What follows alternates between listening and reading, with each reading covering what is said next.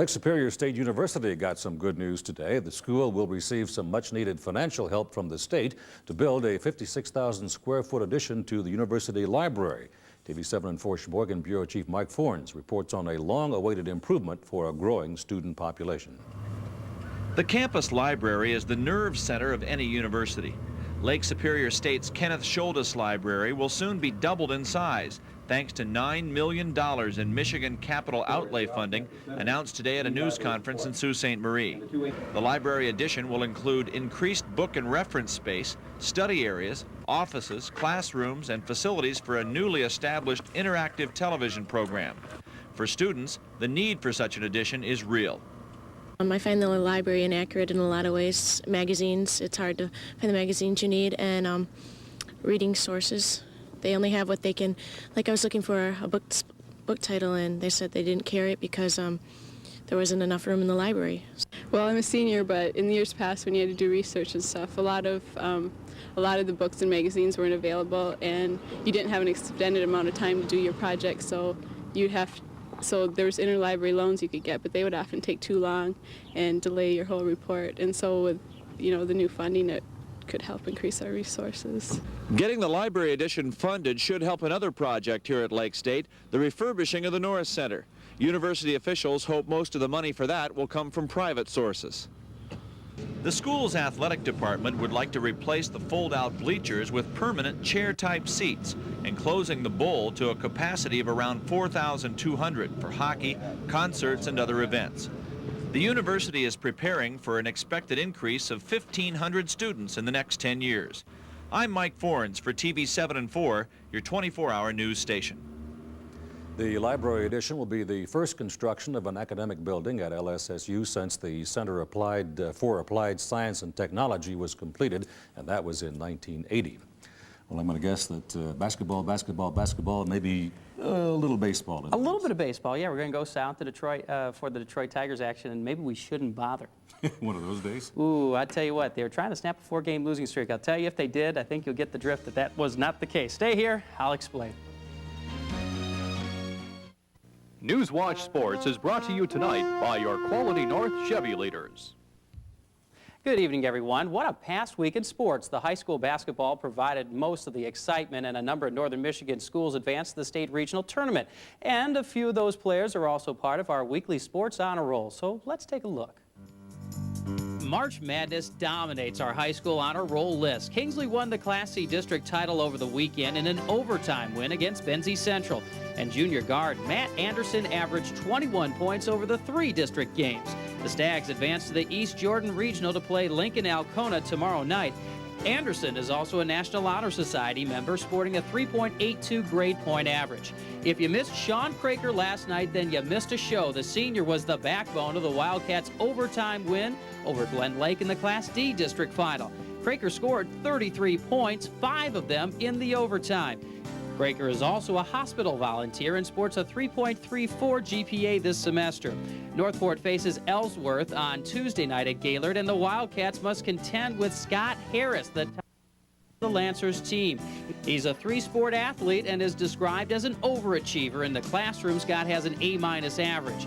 Stay tuned all this week. We'll cover the playoffs like a blanket. Plus, on Thursday night, we'll announce our student athlete of the week. That is definitely a lot of fun. So is the NCAA tournament. The Michigan Wolverines are the #1 seed in the West region. Tournament gets underway this Friday in Tucson, Arizona for the Wolverines. U of M faces #16 seed Coastal Carolina.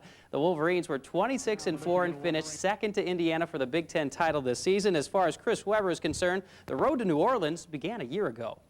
Practices for the goal of a national championship. When you recruit kids, you tell them, we're going to win you a national championship, not a conference championship. So, you think about the tournament in the summer. So if you ask me, I started thinking about the tournament the day after we lost to Duke last year.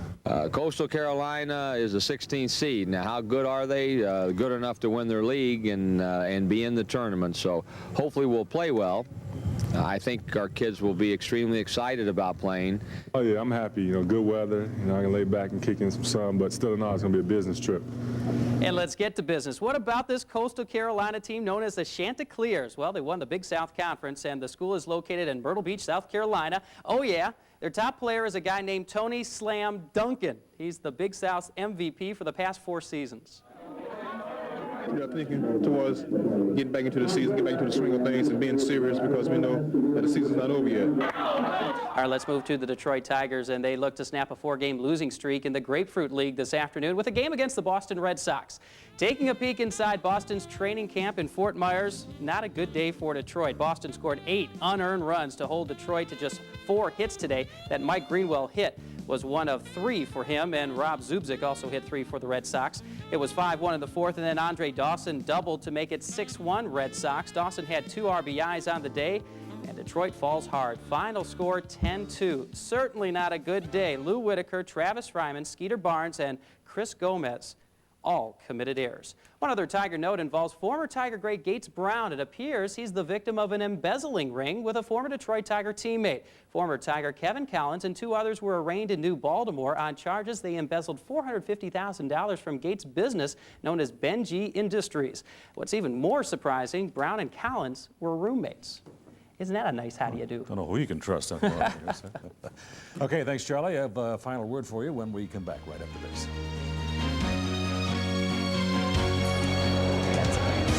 Today's Market Report, brought to you by Shearson Lehman Brothers.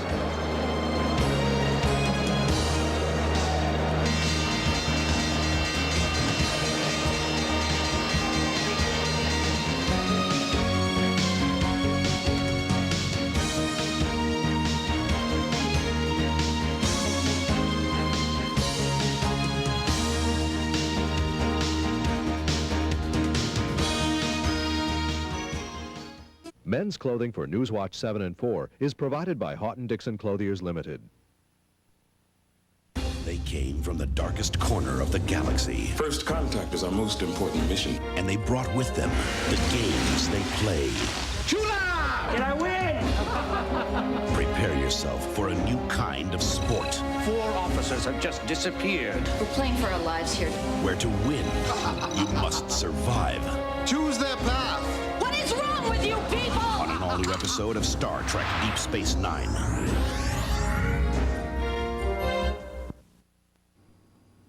Coming up on Newswatch at 11, our Cadillac Bureau Chief David Parrish will report on the controversy surrounding construction of a golf course at a Mason County college. Of course, we'll have a complete update of the millage election in Kalkaska, and Dave Fortin will feature Lead Screw International on this week's Upside. Those reports and more coming up at 11. Well, we must mention we played basketball over the weekend with the other guys, that other TV station. TV 9 and 10, that's right. We did allow them, this was for Diana Moore, and we did allow them to win, as I recall. Is that correct? As you can see by this. Terry Camp was our monster for this game. There he is. Oh, Camp! We had 49 points. I think he had 47. Raised to just under $3,000. So thanks, everybody, for helping out, and thank you for joining us. We'll be back tonight at 11. All the millage update results and all the other news of the day. We'll look for you then. Good night.